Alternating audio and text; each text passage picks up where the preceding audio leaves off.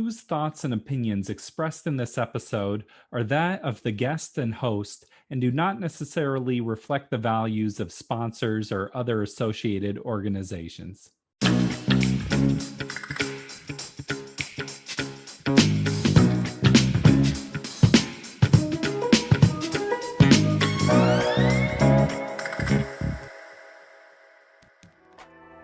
Welcome to the Parental Compass by Family Education and Support Services.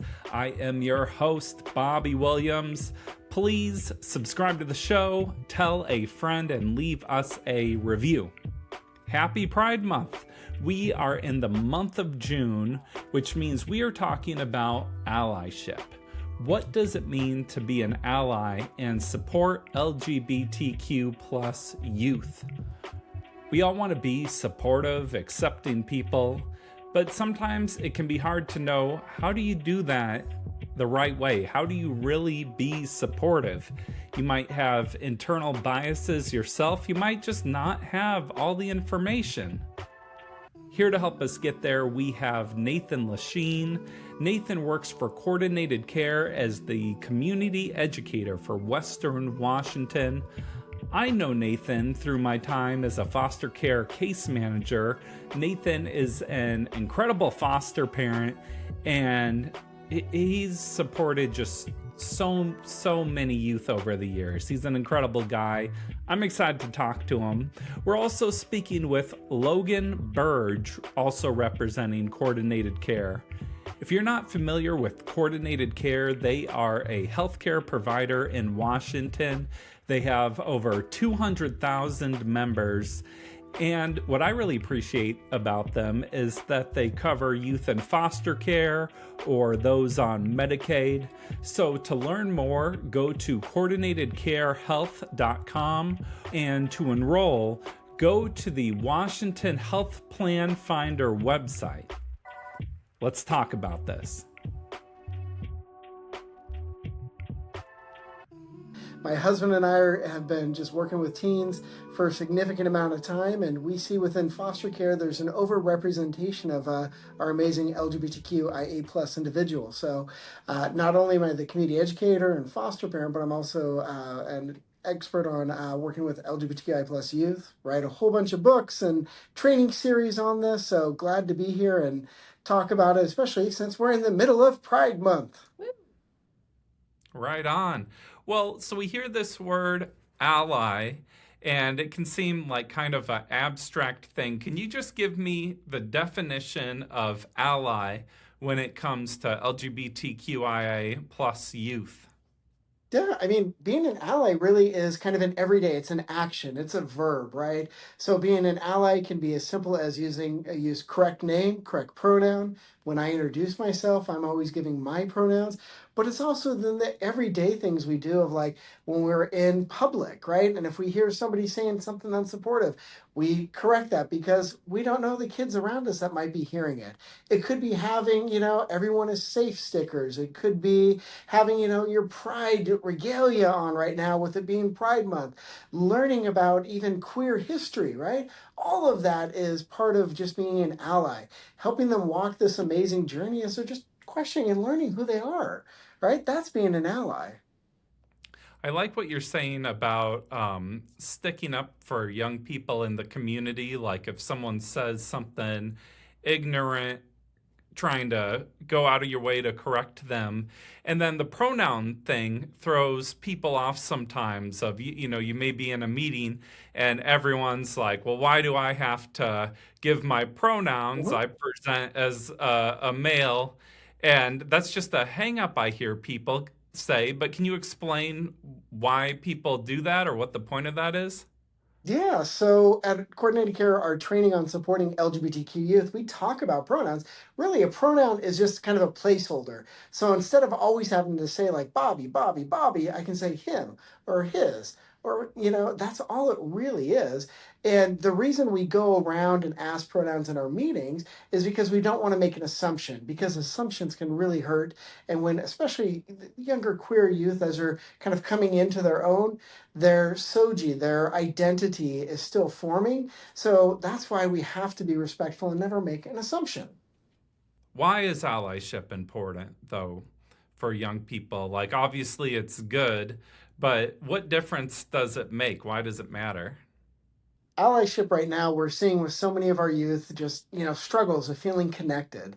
As we came out of COVID, a lot of our youth say they're very disconnected. They don't have friend groups, they don't have connection, they don't have network or community. We're seeing that even 2 or 3 times worse within the LGBTQI plus community, that they feel disconnected. They don't know who to turn to. They don't have safe adults. They don't have loving, affirming people in their lives. And right now, especially with what we're hearing on news outside of Washington State, there's a lot of misinformation, negative information. And when our kids are constantly getting exposed to this on an almost daily basis, that impacts their mental health. That's why allyship is more important now, more than ever, to our amazing LGBTQ youth.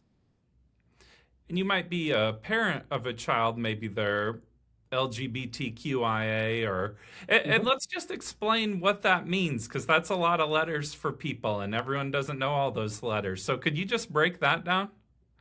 Oh, of course. So the LGBTQIA plus is what we use here in Washington State. It's required by DCYF. So as a healthcare provider for DCYF, that's what we use in all of our training. So it stands for lesbian, gay, bi, trans, intersex, ally, and then the plus is our all-encompassing. So here in Washington State, we have so many tribes. So we hear a lot of times like, our two-spirit. And that's what the plus is there, is to include everyone that's on that spectrum of identity. A lot of young people are still figuring out their identities, and you always hear with someone who's gay, maybe they're nervous about coming out to their parents, or that's a story you hear a lot. And is there some appropriate way to react if a child's telling you they might be LGBTQ, or what's the go-to protocol here?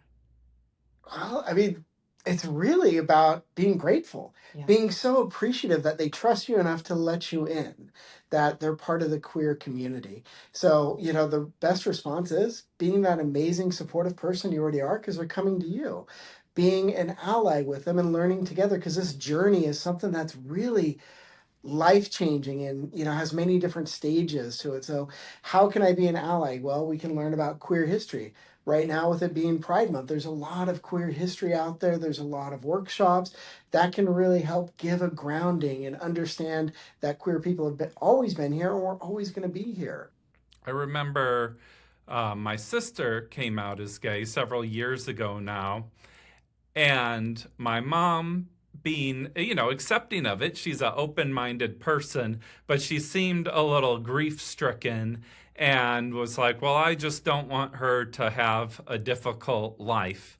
And it can be kind of a shock for parents in a way. Are there missteps? I mean, I imagine that was kind of a misstep. Are there ways that Well, parents are maybe thinking they're supportive, but it's not actually supportive?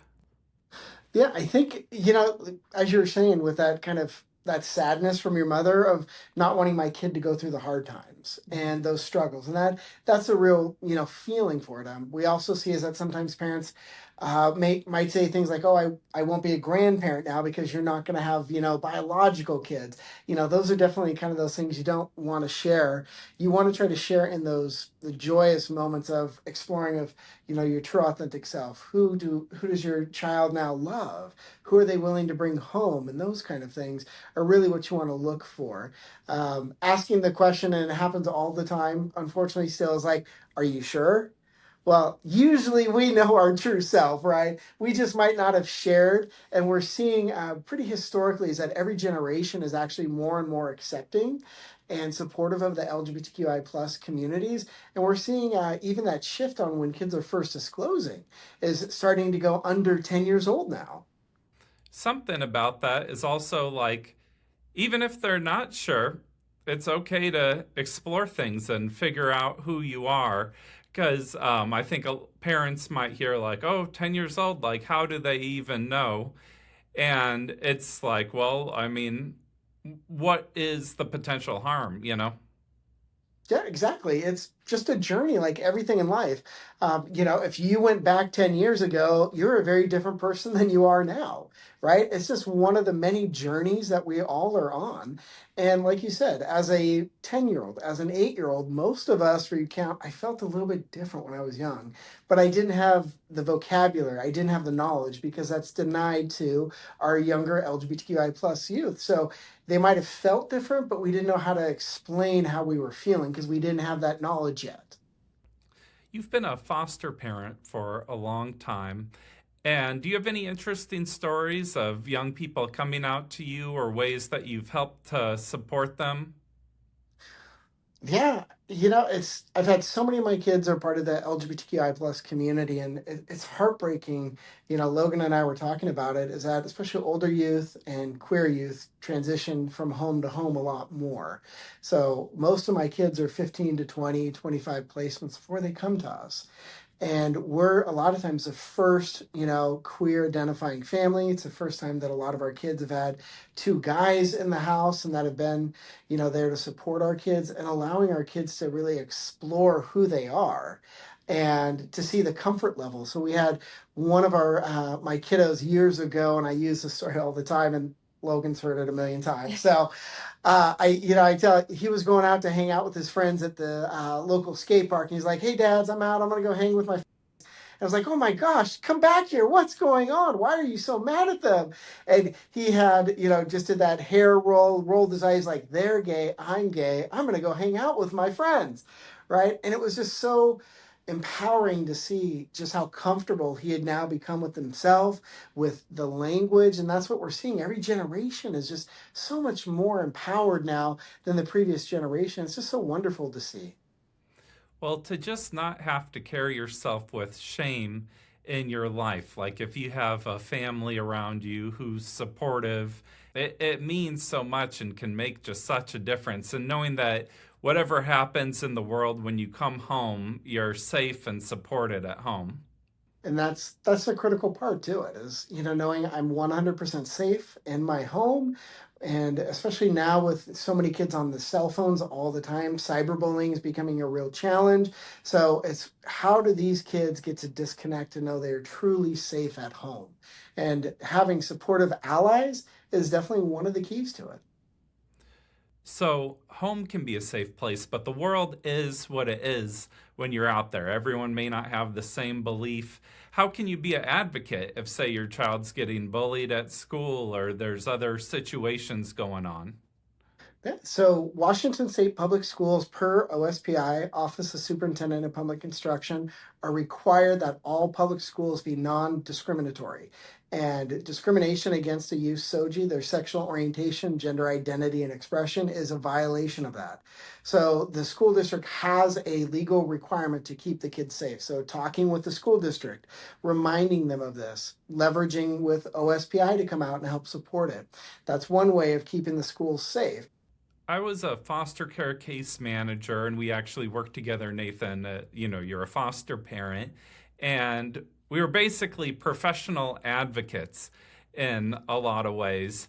And then you're mentioning all these resources, but I think the concern sometimes is like, okay, if I come to the school, they're just going to be dismissive of me, or I'm just another kind of headache for them. Is there a right way to approach with it? Do you just kind of raise a ruckus till something happens, or how do you enter the Well, situation in the way where you're heard?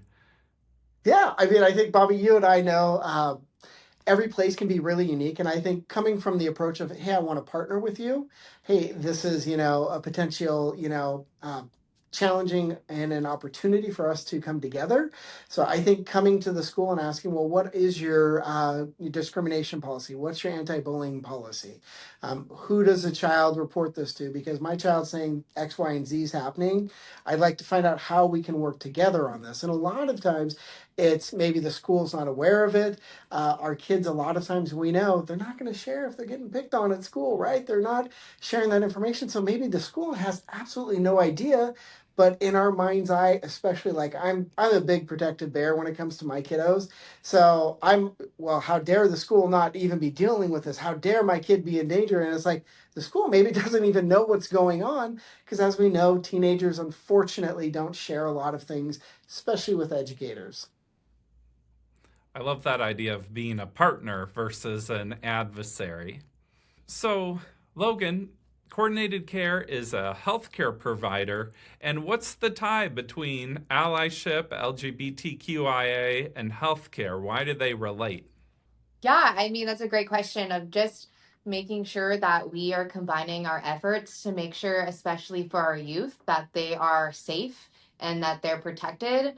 They have adults that they can talk to, and knowing that they're not alone in this. And so, as a healthcare provider, we're here to help bridge that gap a little bit between provider and the community and our members, and just making sure that they're loved on and that they know that this journey, they're not in it alone. I think about my mom with my sister and all the people I know, and a lot of people, they have these ideals of, who they want to be, what they believe, but then you also, just as a person, have your own biases, or it's like, I'm a little Mhm. uncomfortable, and this is making me feel awkward or something. How do you start working on yourself to get over those own biases and live up to your values? So, for parents really looking for those supports, there's amazing resources from trevorproject.org. So, they actually have guides on how to be supportive on every topic for the LGBTQI plus community. They also even have parent to parent conversations and supports. And then there's local support groups that are available as well. Coordinated Care also has free LGBTQI plus trainings. So, we call it our supporting our LGBTQIA plus youth that are available at no cost to our community as well. That's amazing. In some ways, it feels like we're in a very difficult time. And then in other ways, it feels like, wow, we've really progressed as a society. And it's always that balance. But it's just tough being a young person. And then anything that makes you more different as a young person, it's just even harder.